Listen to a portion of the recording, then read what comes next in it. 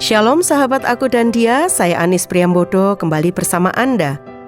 Kali ini saya akan membahas bagaimana dipenuhi Roh Kudus. Doa saya, Tuhan Yesus memberkati Anda dan selamat mendengarkan.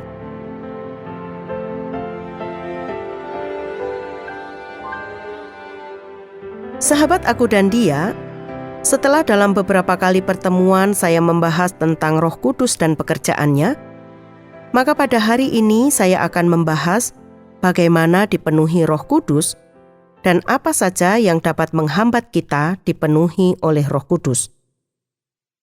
Namun sebelum membahas dipenuhi Roh Kudus, saya akan menjelaskan tentang baptisan Roh Kudus.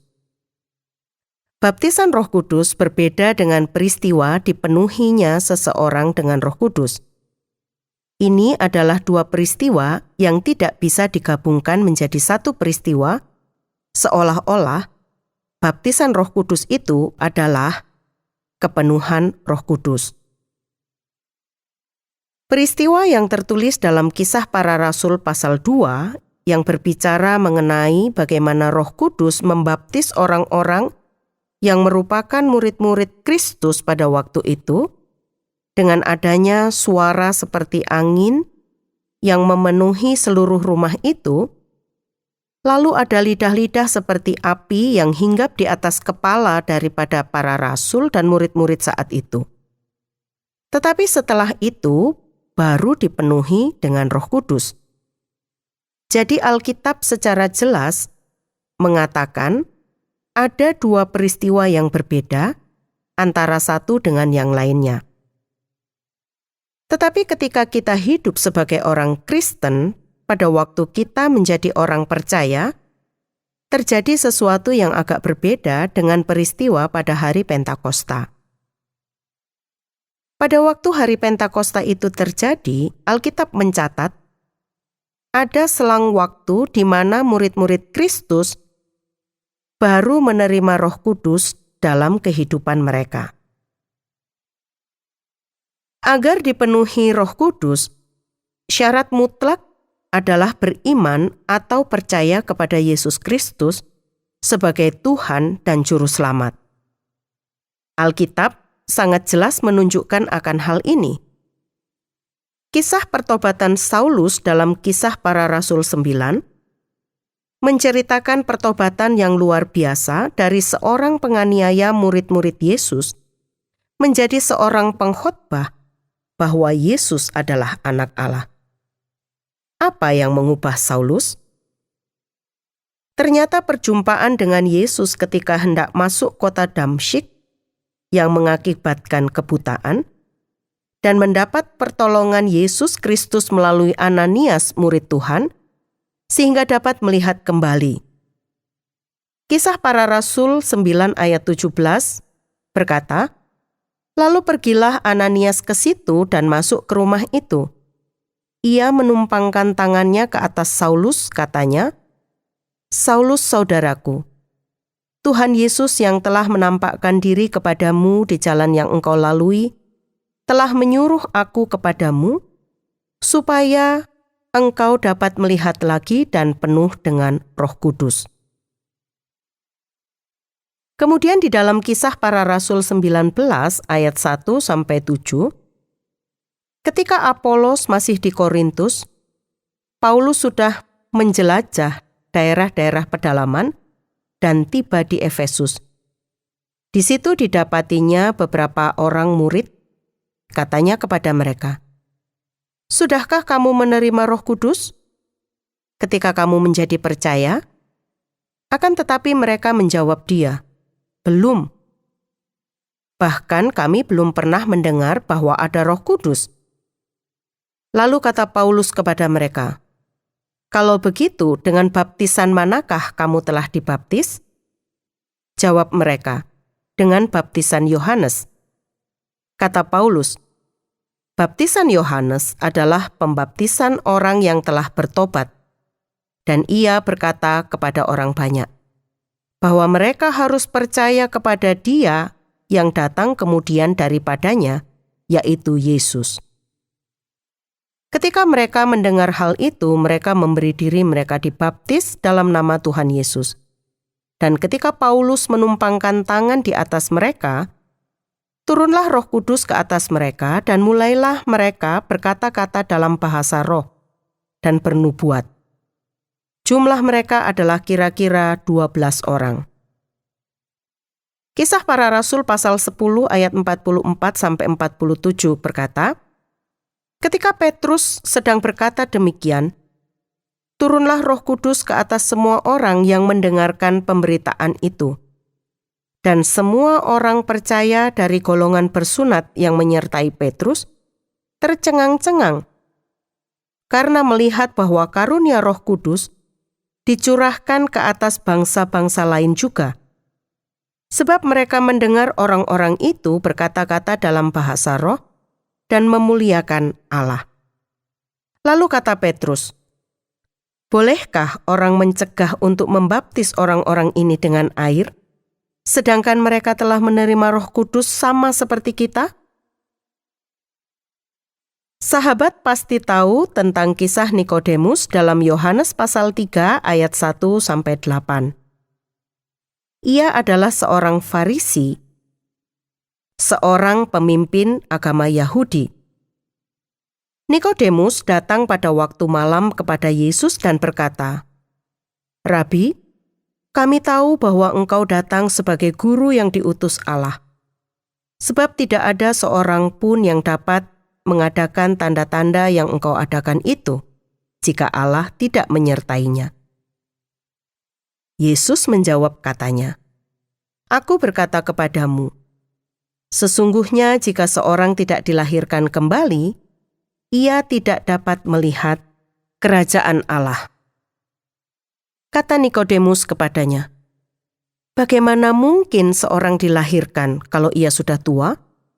Dapatkah ia masuk kembali ke dalam rahim ibunya dan dilahirkan lagi?"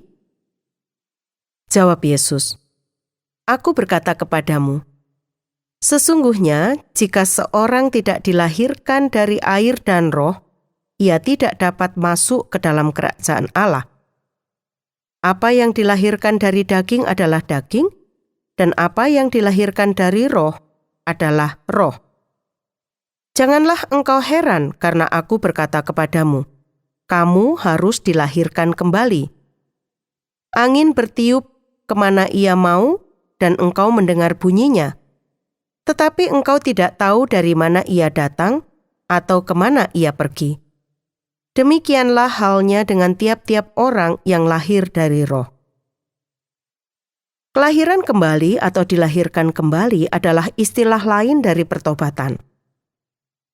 Di sini juga berbicara tentang baptisan roh. Ini terjadi sekali untuk selamanya. Banyak ahli Alkitab merujuk kepada Yohanes pasal 14 ayat 16-17. "Aku akan minta kepada Bapa, dan ia akan memberikan kepadamu seorang penolong yang lain, supaya ia menyertai kamu selama-lamanya, yaitu Roh kebenaran. Dunia tidak dapat menerima dia, sebab dunia tidak melihat dia dan tidak mengenal dia. Tetapi kamu mengenal dia, sebab ia menyertai kamu dan akan diam di dalam kamu." Ini berbicara tentang baptisan roh. Setiap orang yang percaya kepada Yesus Kristus sebagai Tuhan dan Juru Selamat, pada saat itu juga dibaptis oleh roh, sesuai firman Tuhan. Namun untuk kepenuhan roh, itu bisa terjadi beberapa kali. Kepenuhan Roh Kudus bisa terjadi berulang-ulang.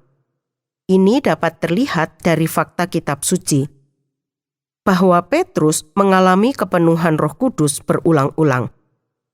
Sahabat bisa membaca dari Kisah pasal 2 ayat 4, pasal 4 ayat 8, dan ayat 31 dari pasal 4. Baptisan Roh Kudus terjadi pada saat percaya. Kisah pasal 2 ayat 38 dan Efesus pasal 1 ayat 13. Kepenuhan Roh Kudus belum tentu terjadi pada saat orang percaya. Kisah pasal 2 ayat 38. Jawab Petrus kepada mereka, "Bertobatlah, dan hendaklah kamu masing-masing memberi dirimu dibaptis dalam nama Yesus Kristus untuk pengampunan dosamu, maka kamu akan menerima karunia Roh Kudus." Kata karunia Roh Kudus tidak berarti karunia yang berasal dari Roh Kudus, tetapi karunia berupa Roh Kudus, yaitu dipenuhi Roh Kudus. Sahabat aku dan dia, dari beberapa ayat Alkitab yang saya bacakan tadi, semua orang yang mengalami kepenuhan Roh Kudus, mereka berbicara dalam bahasa roh. Bukan berarti berbicara dalam bahasa roh adalah tanda mutlak bagi orang yang dipenuhi Roh Kudus. Berbahasa roh atau karunia lidah adalah salah satu karunia. Itu artinya tidak semua orang percaya yang dipenuhi oleh Roh Kudus berbahasa roh. Sehingga adalah hal yang sangat mungkin orang dipenuhi oleh Roh Kudus tetapi tidak berbahasa roh. Agar dipenuhi oleh Roh Kudus, selain percaya adalah berdoa, meminta kepada Bapa di dalam nama Tuhan Yesus Kristus. Seperti kisah di Efesus yang saya sudah bacakan tadi. Jika mengaku percaya, tetapi belum dipenuhi roh, harus memperbaharui iman dan berdoa. Karena penuh dengan roh akan menjadikan kita dapat melakukan kehendak Allah. Efesus pasal 5 ayat yang ke-18. Dan janganlah kamu mabuk oleh anggur, karena anggur menimbulkan hawa nafsu, tetapi hendaklah kamu penuh dengan roh. Persamaan antara penuh Roh Kudus dan mabuk oleh anggur adalah sama-sama dipengaruhi. Perbedaannya, kalau penuh Roh Kudus ada penguasaan diri, sedangkan kalau mabuk anggur justru kehilangan penguasaan diri. Perhatikan kata-kata anggur menimbulkan hawa nafsu. Banyak orang yang dalam keadaan mabuk melakukan hal-hal yang dalam keadaan waras pasti tidak dilakukannya. Jadi orang kehilangan penguasaan diri kalau sedang mabuk. Tetapi orang yang penuh dengan Roh Kudus pasti menunjukkan buah roh, dan di antaranya adalah penguasaan diri. Sekarang saya akan menunjukkan hal-hal yang menghambat dipenuhi Roh Kudus.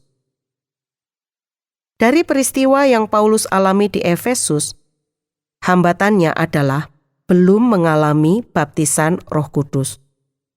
Orang yang tidak mengalami baptisan roh adalah orang yang belum percaya, atau tidak percaya, atau ragu-ragu akan Yesus Kristus.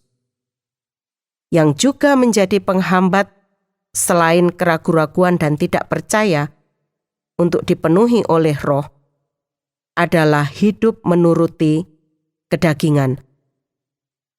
Galatia pasal 5 ayat 17. Sebab keinginan daging berlawanan dengan keinginan roh, dan keinginan roh berlawanan dengan keinginan daging. Karena keduanya bertentangan, sehingga kamu setiap kali tidak melakukan apa yang kamu kehendaki.